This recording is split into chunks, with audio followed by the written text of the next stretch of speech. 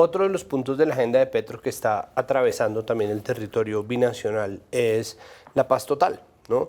La crisis de violencia, la crisis de desapariciones, la crisis en general, fragmentación de todas las formas de violencia pasa también ahora por la idea de hacer la paz con una serie de grupos, al menos dos de los cuales están en territorio venezolano también, como son la Segunda Marquetalia y el ELN. ¿Ahí qué mecanismo procede? Es decir, ¿cómo enfocar la idea de la paz total como una parte de los puntos en la agenda a tratar ya mucho más allá de la idea de la frontera abierta?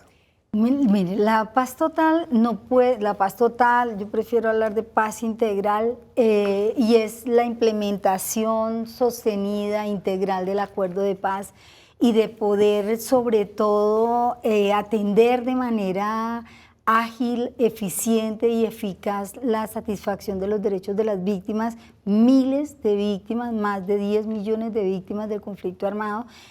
Son personas que llevan mucho tiempo esperando que sean satisfechos sus derechos.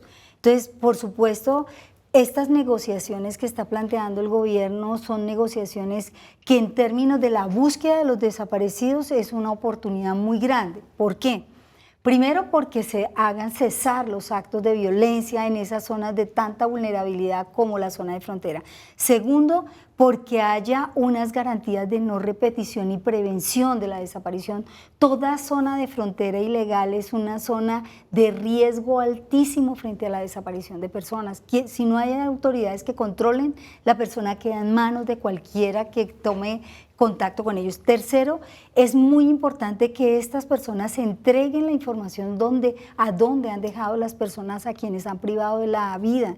Y las víctimas saben que hay cementerios, que hay hospitales que han tenido a las personas que transitaron hacia allá y que luego no se supo qué pasó con ellas. Poder tener acceso a esa información es poder agilizar una respuesta a familiares que viven en la zozobra, que viven angustiados por querer saber qué pasó y sobre todo si está muerta la persona darle una cristiana sepultura o no. Entonces creo que muy importante que se avance porque yo como unidad pienso que se abren las posibilidades de acuerdos humanitarios que faciliten el trabajo de la unidad, que la agilicen en la respuesta a los familiares, pero sobre todo que podamos emprender el abordaje de esos lugares en la frontera, al otro lado de la frontera y el acceso a información al otro lado de la frontera con las autoridades para saber qué pasó con ellas, con todas ellas que no se volvía a saber de ellas. Más allá de las posibilidades que esto abre, ¿existe alguna complicación en lo que respecta a hablar con el gobierno de Nicolás Maduro, que para empezar es un gobierno negacionista de la crisis migratoria, por ejemplo? Yo esperaría que no, esta es una tarea humanitaria. Esta es una tarea humanitaria donde nosotros no estamos definiendo responsabilidades. Nosotros no definimos responsabilidades de quién cometió qué tipo de delito ni cosa parecida.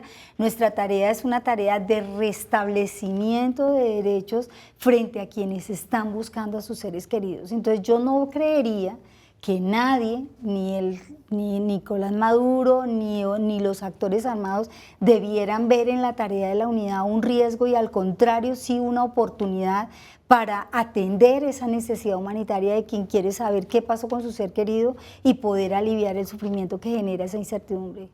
Yo esperaría que esto fluya y no debería haber obstáculo. ¿Por qué?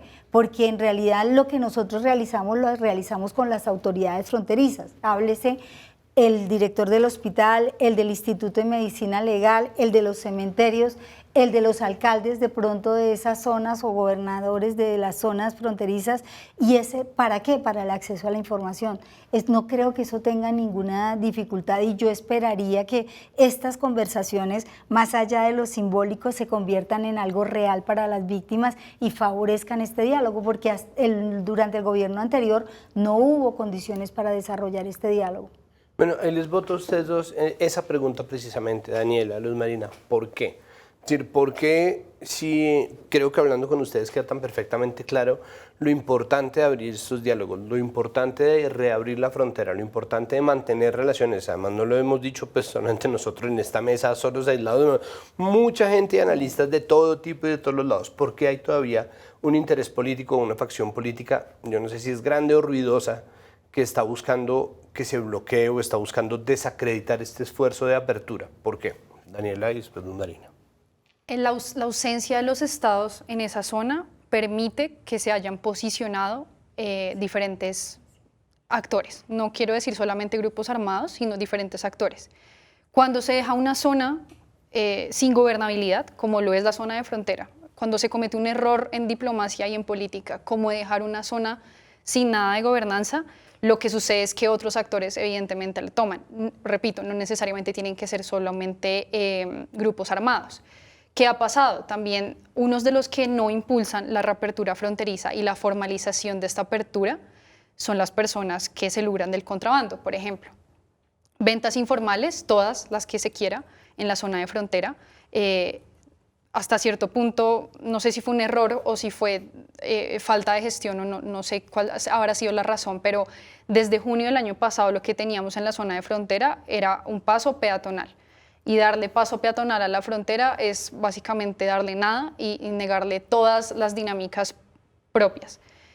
Con ese paso peatonal, entonces, ¿qué faltaba? Pues paso de mercancía, paso comercial en general, paso de bienes y de servicios, sobre todo para un país que sigue, pues ya no está desabastecido Venezuela, pero sigue teniendo unas carencias económicas importantes que los venezolanos estaban supliendo y siguen supliendo en Colombia. Cuando se abandona esa zona y cuando se le permite a la gente solamente pasar sin mercancía en mano, pues se niega la posibilidad de que esas personas lo hagan de la forma formal. ¿Qué pasa? Entonces lo empiezan a hacer irregularmente y ahí es donde los grupos armados se dan cuenta de las necesidades que tiene esa población, que son muchísimas, y las más de 300, 400 trochas que existen en la frontera, pues entonces cada grupo se hace en alguna y le exige pues un pago a cada persona que decida pasar. Se conoció en las últimas semanas, de hecho, que no solo se le estaba pidiendo dinero a la gente por pasar 1, 2, 3, 4 productos dependiendo de la cantidad, sino que incluso se estaba haciendo un control de qué tipos de productos se pasaba por la frontera. Entonces uno empieza a ver que ante la ausencia del Estado, los mismos grupos armados empiezan a hacer una regulación, si se quiere, de esa zona. Entonces ese es, creo yo que la mayor importancia de promover la apertura, que ojalá los estados puedan generar condiciones de vida dignas para las personas que están en la frontera, que están dependiendo absolutamente de los muchísimos grupos armados, tanto venezolanos como colombianos, que están en la zona. Luz Marina, ¿por qué hay quienes están interesados en que no se reabra? Yo estoy de acuerdo con Daniela. Yo creo que ahí el hecho de que no haya estado el Estado allí no significa que no haya habido control, como lo acabas de decir. Ha habido un control que se instaló, un control irregular, un control informal, como lo queramos llamar, que se instaló y estableció unas reglas de control sobre la zona cada día más abusivas en relación con la población, y yo creo que este acto de reapertura que hoy ha tenido lugar tiene que tener una hoja de ruta de formalización en el control de esa zona. Porque si no se toma una hoja de ruta, pues las personas siguen bajo el control de estos poderes que están establecidos allí, y significa que las personas siguen en riesgo en sus derechos, y por lo tanto es importante que las personas no sigan corriendo riesgos. El Estado está más que consciente, el gobierno está más que conocimiento de los riesgos a los que están sometida la población en esta zona de frontera. Sabe las violaciones que se han cometido en esta zona. En este sentido, al Estado le corresponde tomar acciones de prevención, obligatoriamente. Luego, por eso la hoja de ruta tiene que estar orientada a la prevención. Pero creo que en relación con las desapariciones de personas, creo que también hay un deber de garantía de que las personas que están buscando a sus seres queridos puedan tener una atención ya, pero a la vez que no haya repetición.